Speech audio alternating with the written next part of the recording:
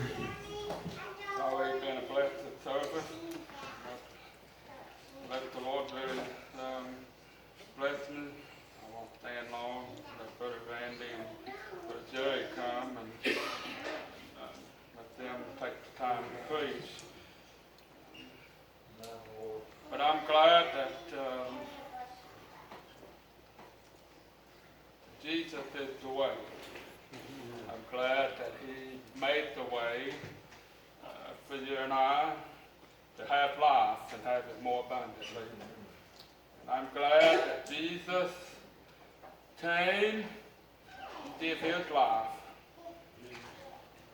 And I'm glad that that plan was made before the foundation of the world when He told His Father, I will now and die for them and my people. And I thought about the preachers today and went to a church this morning.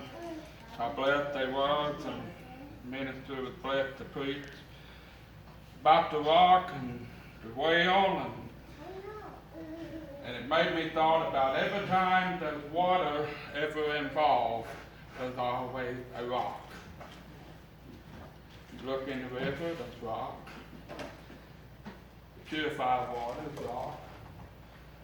You go to a well, there's rock. And I'm glad that there's a rock that I can lay my head upon. And I can trust Him. And He's my God and my leader. And I'm glad that the same rock that came and with the same rock the old burden had found it along the way. Even the same rock provided that water in the wilderness for those burdens. Those burdens disobedient. When it comes down to it, they have to learn something. In order to get ready to go home, we have to be obedient to the high calling when He commands us. He said, you are my friend if you do whatsoever I command you to do.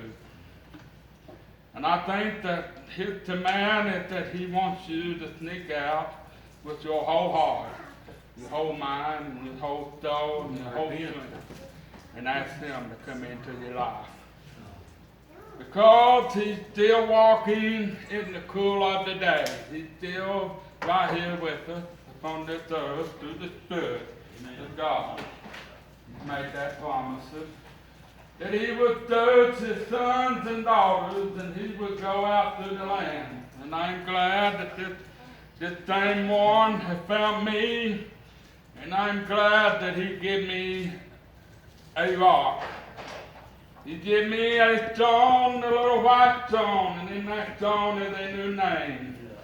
And it's reserved for every man and every woman, and they shall know who that is.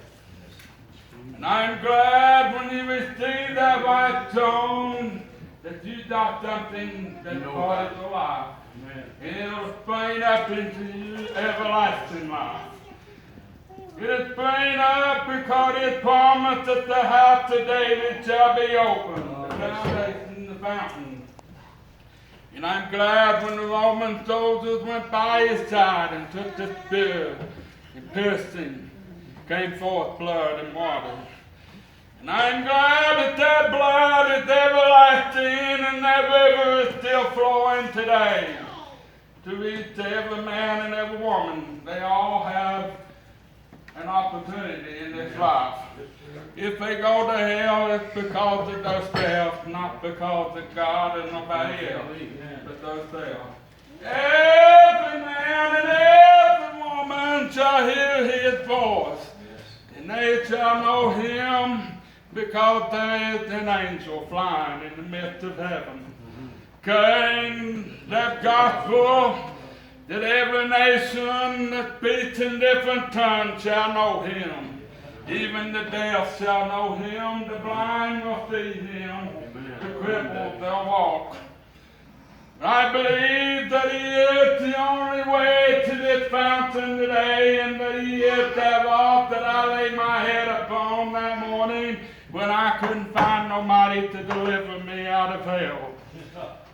And I'm glad that when I was sitting down on my knees, I cried, Almighty cried. And I got David, I looked over the hill, and here comes my help. And I am glad that the same help that came and helped me, he pulled me out of the muddy grave, put my feet upon a solid rock, a solid foundation. When he puts you up on a solid foundation, you shall not be moved, you'll be locked to sleep beside this water.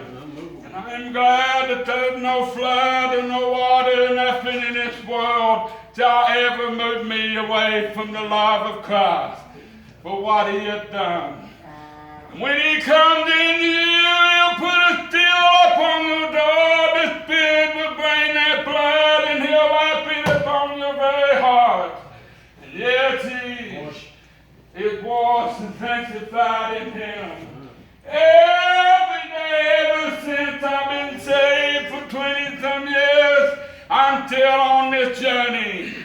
He's still teaching me, he's still guiding me, he's still helping me along the way to give me some understanding. There's no quitting. You still be educated every day.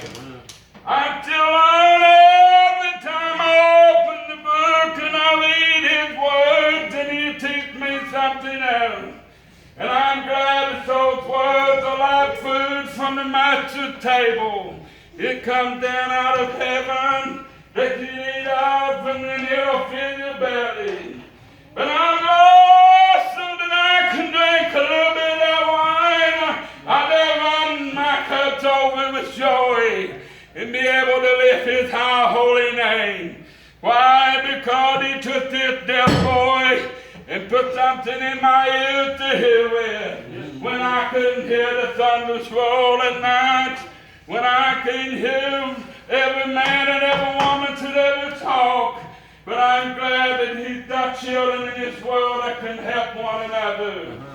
But I'm glad the same man will help my brother Joe and give him some new eyes to see with, that he can see farther than what he can't see today.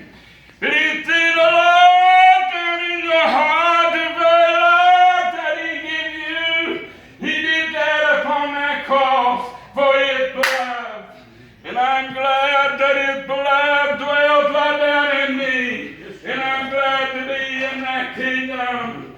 And every man and every woman will receive this kingdom that's been born again, that comes down out of heaven, right down into your very heart.